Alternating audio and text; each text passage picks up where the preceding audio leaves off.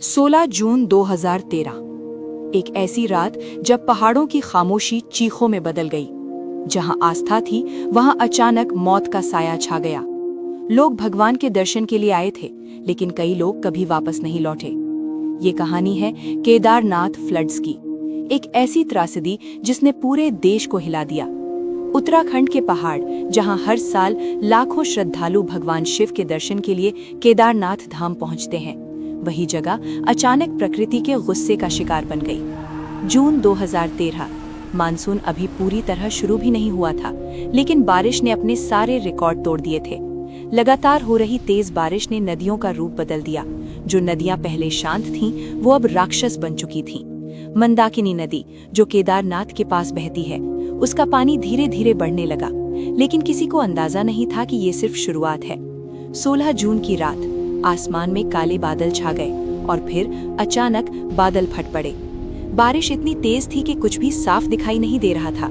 हर तरफ सिर्फ पानी, पानी और पानी। लेकिन असली तबाही अभी बाकी थी। केदारनाथ के ऊपर स्थित चोराबाड़ी ताल, जिसे गांधी सरोवर भी कहा जाता है, वो लगातार बारिश की वजह से भर चुका था। और फिर एक जोरदार धमाके के साथ वो झील टूट गई। लाखों टन पानी, पत्थर और मलबा एक साथ नीचे की तरफ बढ़ने लगे। ये सिर्फ बाढ़ नहीं थी, ये एक चलता हुआ पहाड़ था जो अपने रास्ते में आने वाली हर चीज को खत्म करता जा रहा था। केदारनाथ मंदिर के आसपास का पूरा इलाका कुछ ही मिनटों में तबाह हो गया। होटल, दुकानें, घर, सब कुछ बह गया। लोग भागने की कोशिश कर रहे थे, लेकिन उनके पास कहीं जाने की जगह नहीं थी। कुछ लोग मंदिर की ओर भागे, क्योंकि उन्हें लगा कि शायद भगवान उन्हें बचा लेंगे। और हैरानी की बात यह है, केदारनाथ मंदिर आज भी खड़ा है। इतनी भयानक तबाही के बीच एक विशाल पत्थर मंदिर के पीछे आकर अटक गया, जिसने पानी और मलबे की दिशा बदल दी। अगर वो पत्थर वहां नहीं रुकता तो शायद मंदिर भी आज मौजूद नहीं होता। लेकिन मंदिर के आसपास हजारों लोग इस तबाही में अपनी जान गंवा बैठे। कई लोग ऐसे थे जो अपने परिवार से बिछड़ गए और फिर कभी नहीं मिल पाए।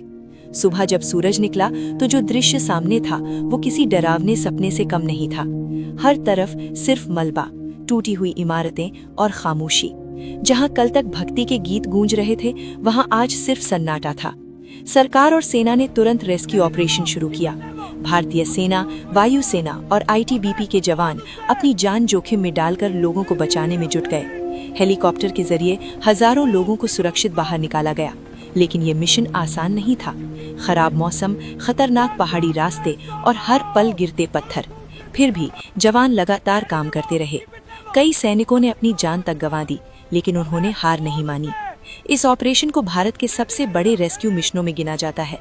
सरकारी आंकड़ों के मुताबिक हजारों लोगों की जान गई, लेकिन असली संख्या आज भी एक रहस्य है, क्योंकि कई लोग ऐसे थे जो कभी रिकॉर्ड में आए ही नहीं। इस त्रासदी ने कई सवाल खड़े कर दिए। क्या ये सिर्फ प्राकृतिक आपदा थी, या इसमें इंसानों की भी गलती थी? पहाड़ों पर बढ़ता निर्माण, नदियों के किनारे होटल और दुकानें और बिना प्लानिंग के विकास, इन सब ने इस आपदा को और भी खतरनाक बना दिया। एक छोटी सी गलती और उसका परिणाम इतना बड़ा। केदारनाथ की ये घटना हमें एक बहुत बड़ी सीख देती है। प्रकृति के साथ छेड़छाड़ कभी भी अच्छा परिणाम नहीं देती।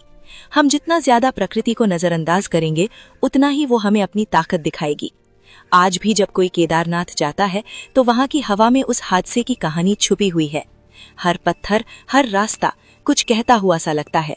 ये सिर्फ एक आपदा नहीं थी, ये एक चेतावनी थी, एक याद दिलाने वाली घटना कि इंसान चाहे कितना भी आगे बढ़ जाए, लेकिन प्रकृति से बड़ा कभी नहीं हो सकता। और शायद यही सच्चाई है जिसे हम अक्सर भूल जाते हैं।